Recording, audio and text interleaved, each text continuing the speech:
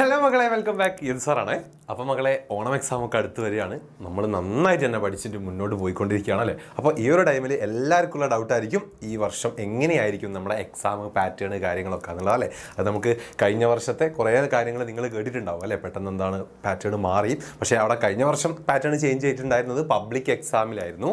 Onam എക്സാമിനും Christmas എക്സാമിനൊന്നും ഒരു ചേഞ്ചും ഇല്ല. നമുക്ക് സ്വാഭാവികമായിട്ടും നോർമലി എങ്ങനെയാണ് ഉണ്ടാവുക അതുപോലെ തന്നെയാണ്. നമുക്കൊരു മാറ്റവും ഉള്ള പോലെ ഒന്നും ഫീൽ ചെയ്യാത്ത രീതിയിൽ നോർമലി എക്സാമുകൾ തന്നെയായിരുന്നു. പക്ഷേ ഈ വർഷം തൊട്ട് എങ്ങനെയായിരിക്കും ഇനി ഉണ്ടാവുക എന്നുള്ളതിൽ എല്ലാവർക്കും ഒരു കൺഫ്യൂഷൻ ഉണ്ടാവും അല്ലേ. യെസ്, അപ്പം ഈ വർഷം നിങ്ങൾ പ്രതീക്ഷിക്കേണ്ടത് നിങ്ങൾക്ക് നല്ല ടഫായിട്ട് അല്ലെങ്കിൽ നല്ല രീതിക്ക് അത് പാറ്റേൺ ചേഞ്ച് ആകുന്ന രീതിയിൽ പാറ്റേൺ ചേഞ്ച് ആവുക എന്ന് പറഞ്ഞു കഴിഞ്ഞാൽ നിങ്ങൾ ആദ്യം മനസ്സിലാക്കുക, നമുക്ക് എക്സാമുകൾ ഇനി നടക്കുന്നത് എങ്ങനെയായിരിക്കും എന്നുള്ളതാണ്.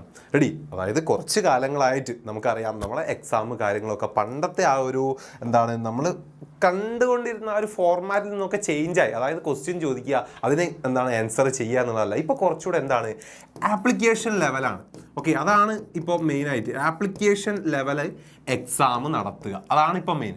റെഡി? ആപ്ലിക്കേഷൻ ലെവലാണ്. റെഡി? അത് തന്നെയാണ് പാറ്റേൺ ചേഞ്ച് എന്നതുകൊണ്ട് ഉദ്ദേശിക്കുന്നത്. ഇപ്പോൾ ഒരു തിയറി പേപ്പർ ആയാലും അല്ലെങ്കിൽ പ്രോബ്ലം പേപ്പർ ആയാലും നിങ്ങൾക്കൊരു ക്വസ്റ്റ്യൻ തരിക, അതിൻ്റെ ആൻസർ എഴുതുക എന്നതൊന്നും ചേഞ്ചായി. നിങ്ങൾക്ക് ഇപ്പോൾ ചില സിറ്റുവേഷൻസ് ആയിരിക്കും തരിക. ഇപ്പോൾ എക്സാമ്പിൾ നമ്മളിപ്പം ഒരു ബിസിനസ് സ്റ്റഡീസിൻ്റെ കേസ് എടുക്കുകയാണെങ്കിൽ നിങ്ങൾക്ക് തന്നെ അറിയാം, ഇപ്പം ഏതെങ്കിലും ഒരു പ്രിൻസിപ്പിളിനെ കുറിച്ചാണെങ്കിൽ ആ പ്രിൻസിപ്പിൾ എന്ത്, അതിൻ്റെ ഫീച്ചേഴ്സ് എന്ത്, അതിൻ്റെ ഇമ്പോർട്ടൻസ് എന്ത് എന്ന് ചോദിക്കുന്നതിലുപരി നിങ്ങൾക്ക് ചിലപ്പോൾ എന്തെങ്കിലും ഒരു ബിസിനസ് നടക്കുന്ന എന്തെങ്കിലും ഒരു സിറ്റുവേഷൻസ് അല്ലെങ്കിൽ എന്തെങ്കിലും ഒരു സാഹചര്യം അല്ലെങ്കിൽ നമ്മളെ ചുറ്റും നടക്കുന്ന എന്തെങ്കിലും ഒരു സിറ്റുവേഷൻ തന്നുകൊണ്ട് ആ ഒരു സിറ്റുവേഷൻ നിങ്ങൾക്ക് എങ്ങനെ ഡീൽ ചെയ്യാൻ പറ്റും, അവിടെ നിങ്ങൾ ഏത് പ്രിൻസിപ്പിൾ യൂസ് ചെയ്യും, ആ ഒരു പ്രിൻസിപ്പിൾ യൂസ് ചെയ്യുന്നത് കൊണ്ട് നിങ്ങൾക്ക് അവിടെ ചെയ്യാൻ പറ്റുന്ന കാര്യങ്ങൾ എന്തൊക്കെ, അല്ലെങ്കിൽ ആ ഒരു പ്രിൻസിപ്പിൾ അവിടെ യൂസ് ചെയ്യുന്നത് കൊണ്ടുള്ള അതിൻ്റെ ഒരു സിഗ്നിഫിക്കൻസ്, അതിൻ്റെ ഒരു ഇമ്പോർട്ടൻസ് എന്ത് എന്നുള്ള രീതിയിലാണ് ക്വസ്റ്റ്യൻ വരിക.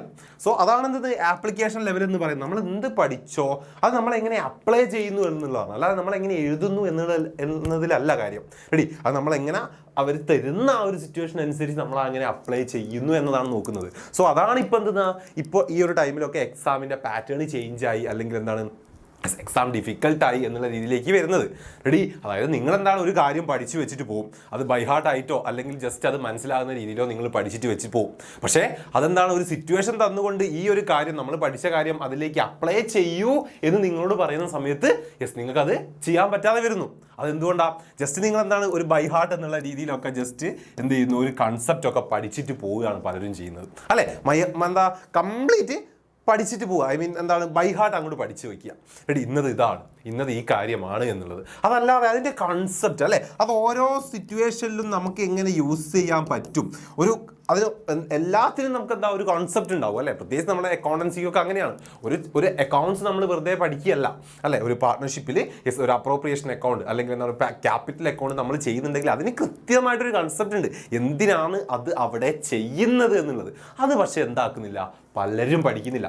പലരും ജസ്റ്റ് നമ്മളിപ്പോൾ അക്കൗണ്ടൻസി കേസ് ഒരു അക്കൗണ്ട് ആണെങ്കിൽ, ഇപ്പോൾ അപ്രോപ്രിയേഷൻ അക്കൗണ്ട് ആണെങ്കിൽ ജസ്റ്റ് എന്ത് ചെയ്യുന്നു, അതിൻ്റെ ഫോർമാറ്റ് എന്താണ് അതേപോലെ ബൈഹാർട്ട് പഠിച്ചിട്ട് അങ്ങോട്ട് പോകും എല്ലാവരും.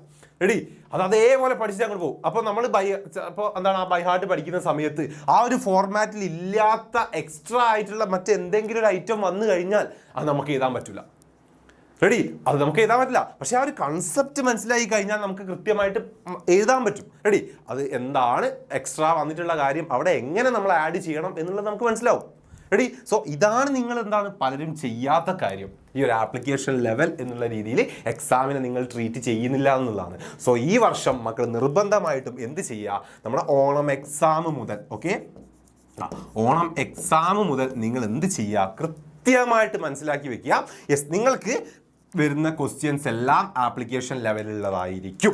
അതായത് ടഫായിരിക്കും, നല്ല രീതിക്ക് ടഫായിരിക്കും. അതേപോലെ തന്നെ നമുക്ക് പാറ്റേൺ ചേഞ്ച് ആയിട്ടുള്ള രീതിയിൽ നിങ്ങൾ ഒരു കാര്യം പഠിച്ചിട്ട് പോയിട്ട് അത് നേരെ അതേപോലെ അങ്ങോട്ട് എഴുതി വെക്കുന്ന ആ ഒരു ടൈപ്പ് ക്വസ്റ്റ്യൻ അല്ല നിങ്ങൾക്ക് ഈ ഒരു ഓണം എക്സാം മുതൽ നമുക്ക് ചെയ്യാനുള്ള പബ്ലിക് എക്സാം വരെയുള്ള എല്ലാത്തിലും ഇങ്ങനെ തന്നെയാണ് ഉണ്ടാവുക എന്ന് മക്കൾ കൃത്യമായിട്ട് മനസ്സിലാക്കി വെക്കുക. സോ അങ്ങനെ വേണം നമ്മൾ ഓരോ ചാപ്റ്ററുകൾ പഠിക്കാനും, ഓരോ എക്സാമിന് വേണ്ട ഓരോ ചാപ്റ്ററുകൾ പഠിക്കാനും. റെഡി? അപ്പോൾ അങ്ങനെ പഠിക്കണമെങ്കിൽ എന്ത് വേണം, കൃത്യമായിട്ട് സാറ് പറഞ്ഞു കൺസെപ്റ്റ് അത്രത്തോളം പെർഫെക്റ്റ് ആയിരിക്കണം ഓരോരുത്തർക്കും.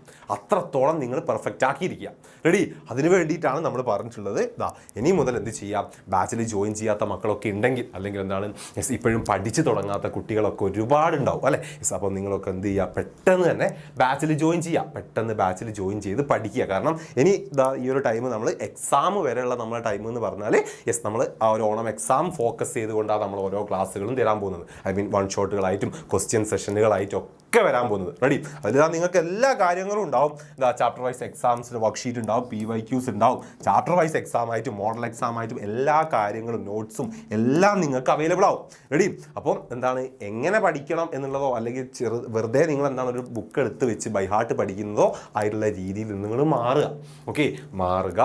എങ്ങനെ ഓരോ കാര്യങ്ങളും പഠിക്കണം അത് അതിനനുസരിച്ച് പഠിച്ചിട്ട് പോവുക. അതിന് ഏറ്റവും നല്ല ഓപ്ഷനാണ് എന്താ ചെയ്യുക, നമ്മുടെ ജ്വാല ബാച്ചിൽ ജോയിൻ ചെയ്യുക എന്നുള്ളത്. ഓക്കെ, ഇപ്പോൾ ഇപ്പോൾ ഈ ഒരു വീഡിയോ ചെയ്തത് മറ്റൊന്നും കൊണ്ടല്ല. ഇനി നമ്മൾ ചെയ്യാൻ പോകുന്നത് എന്താണ്, ഓണം എക്സാമിനെ ഫോക്കസ് ചെയ്തുകൊണ്ടുള്ള കാര്യങ്ങളാണ്. സോ അത് മക്കൾക്ക് മിസ്സാവാൻ പാടില്ല, ഒരിക്കലും മിസ്സായി പോകാൻ പാടില്ല. സോ അതുകൊണ്ട് തന്നെയാണ്. അപ്പോൾ എന്ത് ചെയ്യുക, ബാച്ചിലൊക്കെ ജോയിൻ ചെയ്യാത്ത മക്കളുണ്ടെങ്കിൽ എത്രയും പെട്ടെന്ന് ബാച്ചിലൊക്കെ ജോയിൻ ചെയ്യുക. നമുക്ക് അടിപൊളിയായിട്ട് തന്നെ പഠിക്കണം. നല്ല മാർക്ക് നിങ്ങൾ ഈ ഒരു ഓണം എക്സാമിന് വാങ്ങി നോക്കൂ. നല്ല രീതിക്ക് പഠിച്ച് ഓണം എക്സാമിന് നിങ്ങൾ നല്ല മാർക്കിലേക്ക് എത്തി നോക്കൂ. പിന്നെ ഒരിക്കലും ഒരു എക്സാമിനും നിങ്ങൾക്ക് താഴോട്ട് പോകാൻ പറ്റില്ല, തോന്നില്ല നിങ്ങൾക്ക്, അല്ലെങ്കിൽ നിങ്ങൾ പോവില്ല, മുകളിലേക്കേ പോവുള്ളൂ.